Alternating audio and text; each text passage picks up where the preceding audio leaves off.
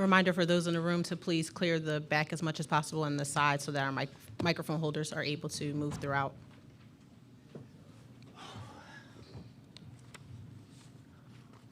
Good evening and welcome to the NCAA Women's Final Four press conference. Joining us on stage are the Iowa Hawkeyes. We'll hear an opening statement from Coach and then follow with questions from Caitlin Clark and Kate Martin. This time, Coach, if you'd like to provide a brief opening statement. Thank you. Just want to congratulate South Carolina. That is a tremendous basketball team. And Coach Staley, obviously, congratulations to them.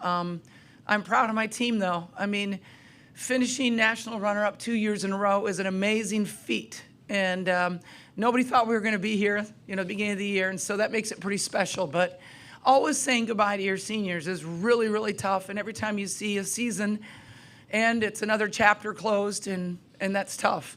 But we're going to look back on this and be very, very proud of the effort that we gave this year. This time we'll take questions from the audience. Jonathan, I see your hand first. I'll move over and from there. Thank you. Jonathan Tanal out of the Philadelphia Inquirer. Caitlin, I'm sure the moment stings quite a bit, but Don Staley just gave you some really, really strong and sincere praise on the podium, on the TV broadcast for all you've done and all she believes that you're about to do in the years to come, and I wonder what that means to hear from her. I think anytime somebody like Coach Staley is able to recognize you and what you did for the game is pretty special. And obviously she's somebody I, respect so much. I respect what she's done for South Carolina. I respect what she did as a player for our game. And, anytime you can get the praises of her is pretty special. So that means a lot. Take our next question from Nancy. If you could raise your hand, Nancy, followed by Michelle, and then we'll move our way up. I saw you. Thank you. Nancy Armour, USA Today Sports. Caitlin, you said that you've not wanted to look beyond this game or whatever was next in front of you. Now, what are the emotions and what do you think going forward? And what do you think about everything that you were able to do, especially this past season?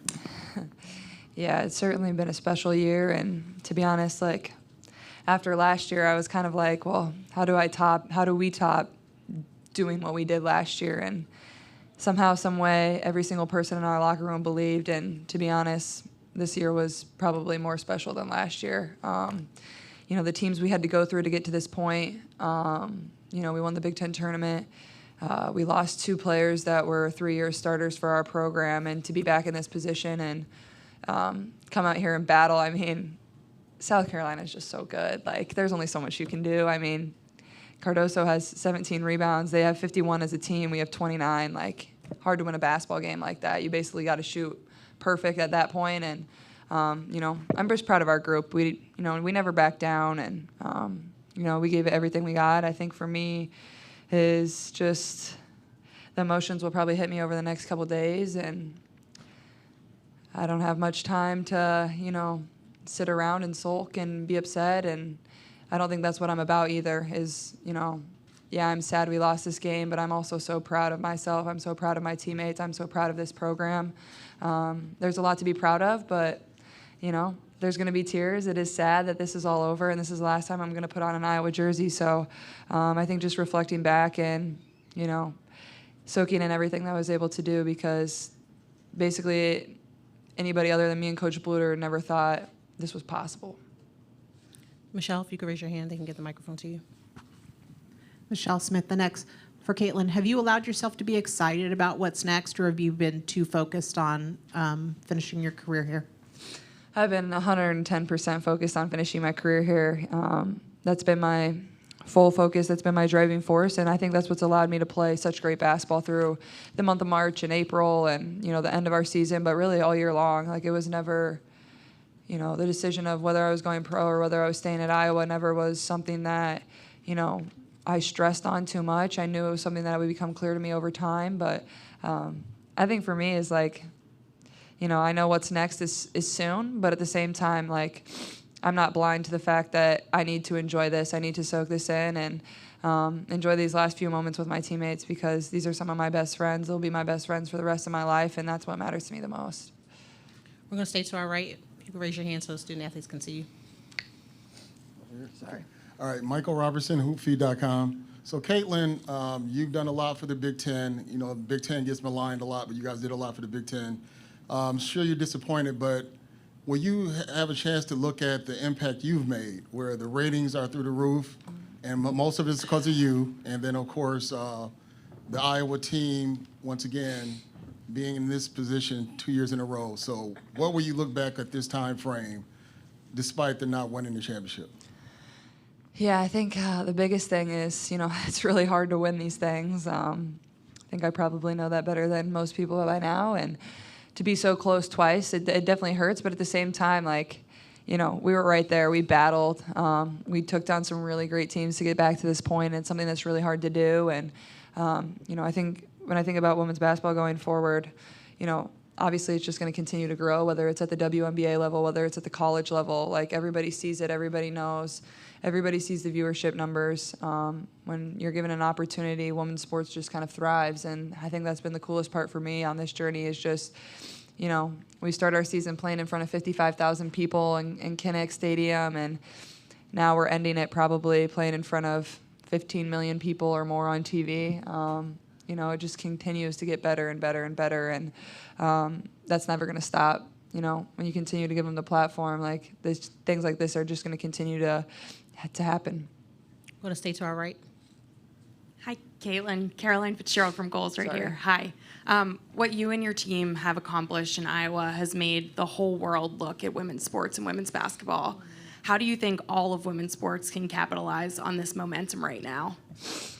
Oh, geez. I think the biggest thing is, I think for us, this team came along at a really good time, whether it was social media, whether it was NIL, whether it was our games being nationally televised. We've played on Fox, NBC, CBS, ESPN. You just go down the list, and we've been on every national television, channel, and I think that's been one of the biggest things that has helped us. And I think no matter what sport it is, give them the same opportunities, believe in them the same, invest in them the same, and things are really going to thrive. You see it with other sports, and I'm a big fan of other sports. I try to support as much as I can, and I think that's the biggest thing is, continue to invest your time, money, and resources there, and continue to show up for those people and give them the opportunities. And, I think that's what's going to help drive women's sports forward in the future.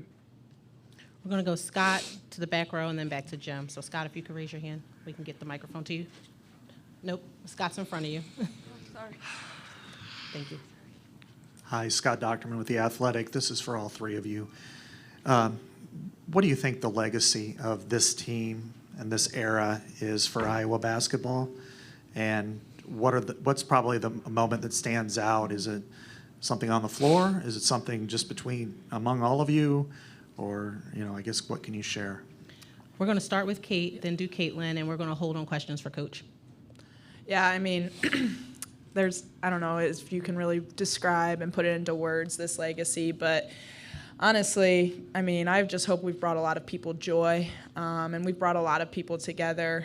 I hear all the time about how many friends that people have made in the stands just watching our games. We sold out every single home game this year at Carver, and then everywhere we go, we have fans lining up wanting, Caitlin's autograph, our autograph, but more than anything, our legacy is, what we've brought to the state of Iowa, I think, and just all the joy and the fun. And, it's pretty cool to be coached by Coach Bluter and the culture she's built at Iowa. And I think just watching us, you can see the joy that we have. And so I think that's the main thing for our legacy. Yeah, I would agree. I think this group has gone about it in the right way in every single thing that we've done in every, phase of our life. And I think that's what you can be the most proud of. I think, we truly have each other's back. Maybe we weren't always the most skilled. Maybe we weren't always the tallest. Maybe we weren't always the fastest. But we just believed. We knew we could be in these moments. We trusted one another. And that took, a couple years to get to that point. And, there's been so many great Iowa women's basketball players that come before us and, allow this program to be really, really good when, Kate and I and everybody else stepped on campus. And I feel like we took it to a whole nother level. And I feel like our program is in really good hands moving forward. And I think more than anything, people will probably remember our, 2 Final Fours and things like that. But, people aren't going to remember every single win or every single loss. I think they're just going to, remember the moments that they shared at one of our games or watching on TV or, how excited their young daughter or son got about, watching women's basketball. I think that's pretty cool. And that's, those are the things that mean the most to me when people come up to me and, I don't really get offended when people say, I've never watched women's basketball before. I think, one, you're a little late to the party, yes, but two, that's cool. We're changing the game, we're attracting more people to it. But at the same time, those little things are just, I think the moments that we'll remember for forever. We'll go to our back row. No, one more back behind you, Howard. Kenny Rhoda, WHBC Radio. Caitlin, this was a game of runs. Your guys' start was amazing, right? But right before the half, they hit you with a 5-0, and then they start with a 6-0 in the third quarter. Is that where the game kind of changed hands and they took control? Yeah, I think they're a really good team. So, we knew they were going to go on runs. And by no means did, when we started off as hot as we did we think we were going to be able to hold that lead. That's just what good teams do. And I think, if I'm not mistaken, there's some crazy statistic where South Carolina just outscores everybody in the second half by a bunch of points every single game. And to me, I'm just proud of our resiliency. We go into the fourth quarter, I think we cut it to 5, and we just weren't able to come up with a few stops and come up with a few baskets. And that just speaks to our team. That's the story it's been all year long. My whole entire career is we never give up. We just keep fighting. And their runs were kind of daggers, and especially when they're making pull-up jump shots. That's what we're going to give up. And sometimes you live with that, and you're going to live with them out-rebounding you. There's only so much you can do for somebody who's 6'7". Hannah was trying her best to box her out, and she's a really good player, going to be a really great pro. So, yeah. Going to stay to our right, Jim. Thank you. Jim Trotter, the Athletic Ladies. I want to ask a variation on questions that have been asked. We've talked about this being a transformative year in terms of women's college basketball, and I just wondered, for the two of you personally, what does it mean to be a part of that, to have your name associated with that? We're going to start with Kate. Oh, go ahead. Yeah, I don't think I can fully grasp the whole entire concept of being a part of that right now. I think once I'm, older and I can reflect back on this time, I think, I'll appreciate it way more. But, just like we've said before, seeing, little girls and little boys look up to us, want our autograph, enjoy watching women's basketball, that is just something so cool and so special. And, I idolized Iowa women's basketball, but it wasn't like it is now. And it is just super cool to be a part of that, and I think forever will be known, like I said, our legacy as the team that's really kind of changed women's basketball in a sense. There's other teams too, but it's just really cool to be associated with that, and I feel super grateful. Yeah, I would say the same. I think there's, obviously so many amazing people that have come before us and gave us this opportunity. And I think, to attract so many people to watching women's basketball is so special. And the way people have showed up consistently throughout my career. I was going through some old pictures last night, and just how things have changed since my freshman year and my sophomore year, it was so incredible. And time goes so fast. It's crazy. I can't believe this is my last career game. And there's just so much to be proud of. I think people didn't love us for our wins. I think they loved us for the way we carried ourselves every single day, for the way we played for one another, the joy we played with, the passion we played with, the competitive spirit we had, the way we high-fived and celebrated our teammates' success. That's the reasons people love turning on Iowa women's basketball. We'll take our last question from Lily up at the front. Lily? Hi, I'm DJ Lily Jade from 95.9 FM. And you've had an incredible journey to this point, especially with the historical viewership. What would you say to kids striving to be you right now? We'll start with Caitlin. I would say, I think the biggest thing is, this is what I kind of set up my entire career is nobody really believed other than myself. I think confidence, as a young girl, just have confidence, a young boy, have confidence in yourself and confidence in whatever you want to be. And I think that was the thing my parents instilled in me from a young age is they never told me no. They told me no a lot about other things, but not in what I wanted to do and what I wanted to be and, the goals I wanted to chase after. And I would say that's the biggest thing is, you can say it, you got to work for it, you got to earn it. You don't ever want anything to be given to you. And I think that's what I'm most proud of throughout my career is like I've worked really hard to be in this moment. And that's where my confidence comes from. And I think that's the biggest piece of advice I'd give to the younger generation. Yeah, very well said. But I mean, I used to sleep with the Iowa women's basketball poster on my ceiling. So, you know, to be in this position and to play for Coach Bluter and to make it to back-to-back national championships, I mean, I just feel super grateful. It's because I worked really hard and I dreamed big. And, you know, I'm not some All-American 5-star recruit out of high school, you know, like I never was. And, you know, people believed in me. I believed in myself. And here I am. So if I can do it, so can you. Thank you very much, Kate and Caitlin, and congratulations on a tremendous season. At this time, we'll open up the floor for questions from Coach. Start with Howard. Lisa, Howard Magdal with the Nets. Congratulations on the season you had. Two parts to this. One, I went back and looked. Caitlin's freshman year, your first games were not even on terrestrial or cable TV. They had to be streamed. So I hear a lot of people talk about this being a moment. You already hear some people talk about Caitlin as a one-off, trying to talk about the audience that is involved here. What would you say to people who try to make this about just being one player as opposed to opportunity for the audience? And then just the second one is, if you could talk about the way Caitlin's performance and time at Iowa is going to impact how you recruit going forward.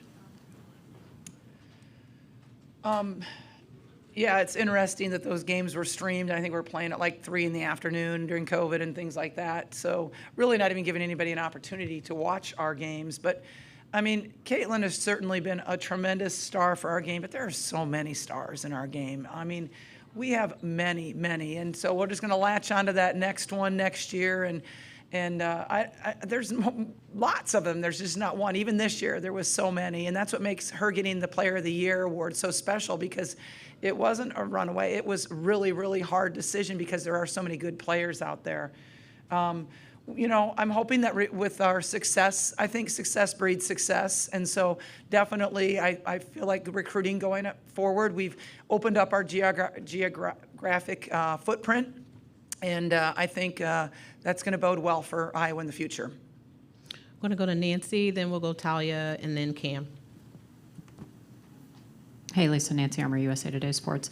Now that her career is over, can you put it into words what it means and what it's going to mean going forward for not just for, I mean, for her, for Iowa, for women's basketball, for all of it? I mean, she has, raised the excitement of our sport. There's no doubt. Just because she does things in a different way than anybody else can do. Plus, you know, she has all the intangibles. She's a great student. She's a great role model. She does everything. You know, she loves being that role model. I really think that, you know, when she came in as a freshman and she said, we're going to the Final Four, and a lot of people laughed at her and maybe even laughed at her for coming to Iowa, quite honestly. But she believed, we believed, and she got everybody else in that locker room to believe, and that is not an easy thing to do. So her just belief in everybody around her, it just grew and grew. You could say the same thing about this year, quite honestly. So I don't know if I answered your question completely, Nancy, but I think that she has done amazing things to grow our game and doing it the right way. We're going to go to our right, Talia. Hey, Coach. Talia Gman with the Next. Being here in back-to-back years, and especially with the expansion coming to the Big Ten next year, what's the importance and what does this mean for the Big Ten as a conference? Well, I hope it means a lot. You know, I'm so proud to be a part of the Big Ten Conference. It's a great conference. We go against super competition every single night. Great coaches, great athletes, and it prepares us for this. It prepares us for being on the biggest stage. But, you know, I really go back to quite a long time ago when the Big Ten said, we're going to put a network out there, and we're going to be a national sports network. And I remember when Jim Delaney came into the women's coaches room, and I was like, what? You know, what is he talking about? And look what happened. We were the first ones out there, and then everybody had to follow suit to keep up. So I am very, very proud to be a part of the Big Ten, and I think our leadership is really, really good with Megan Kahn right now, too. Going to stay to our right, Cam. Cameron Teague with the Athletic. Lisa, everybody knows South Carolina's one of their biggest advantages how deep they are. At 37 bench points. Like the first quarter, Bree went out, and then they were to put Raven in. How hard is that to game plan for so many different weapons and so many different looks they can throw at Caitlin offensively? Yeah, and that was, I mean, a huge advantage because I think they played 9 people in double figures, if I'm not correct. 9 people in double figures. We had 6. And yeah, just to have those extra fouls and those extra legs. I mean, they didn't have to play too hard even the other night. They were resting people the other night. One thing that we've always been able to do is really push the ball and really run. And, you know, we did score, you know, pretty well. I mean, we scored 20 more points than other people do against South Carolina. So we did score pretty well. But yeah, to be able to have all those fresh legs on Caitlin was really tough. And not only their depth, their height. I mean, and I'm not just talking about their centers. They're really pretty good, big at every position, which makes it hard. You know, I mean, they could recover really well when we had threes. Going to go to our left, Jonathan. Thanks. Jonathan Tanal from the Philadelphia Inquirer. Lisa, I'm going to ask you a similar question to what I asked Caitlin. To know that Dawn praised Caitlin on the stage out there, with all that Dawn means to women's basketball, what does that mean for you in terms of who Dawn is, and what does it mean to know that Caitlin is not done? She is going to continue to be a big deal, and for hopefully many years to come now as a professional.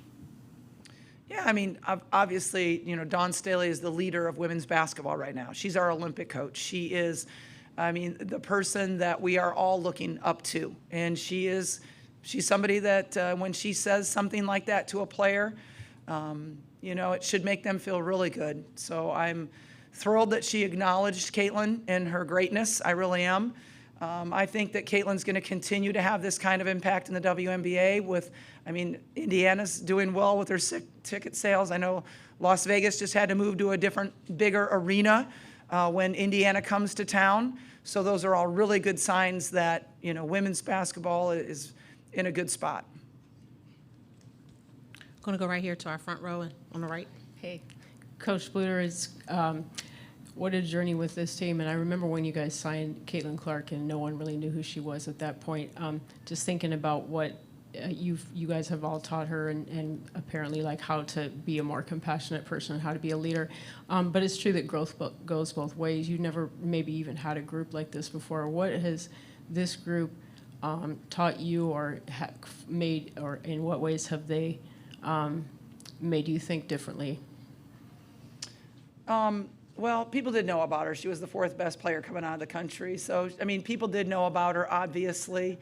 You know, we really had to work hard to get her, to keep her into state. But, you know, this group, I really hope that I haven't changed a lot, to be quite honest. I mean, I've changed in how I had to coach Caitlin because there was that line you had to walk between discipline and don't put out the fire. And so there was that line. But honestly, I don't think I've changed as a person. I think, you know, the values that I have now are the values that I've always had, the things that we really try to build as a team with trust and caring for each other. I mean, I've always tried to coach that way. We're going to go to our left.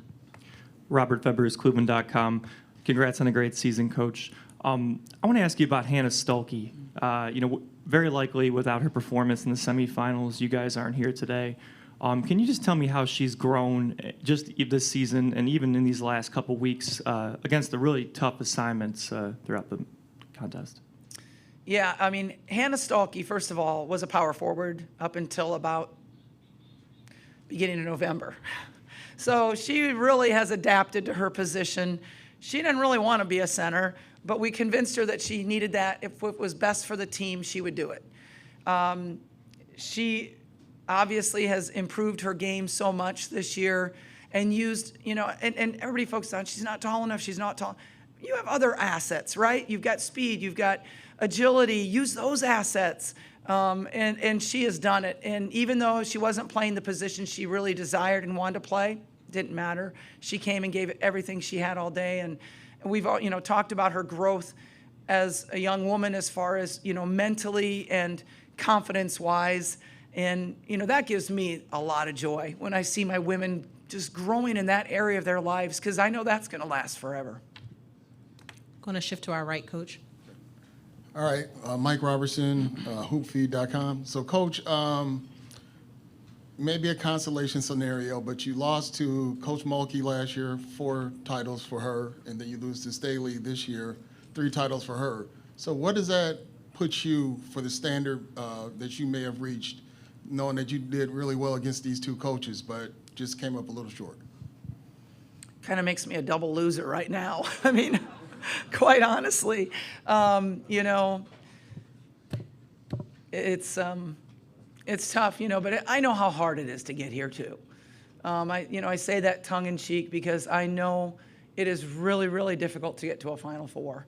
And for us to be national runner-ups 2 years in a row, I'm never going to apologize. So many people last year kept, oh, you'll do it next time. Like, it was like terrible that we didn't win the national championship. And so many people said that to me. And I'm like, darn, you guys, we were national runner-ups. That's pretty good, too. So I'm never going to apologize for finishing second in the country. But sure would be nice to win one. We're going to go to our left with Lily, and then we'll go to the back. Hi, I'm DJ Lily Jade from 95.9 FM Cleveland. And how did it feel to coach these amazing girls?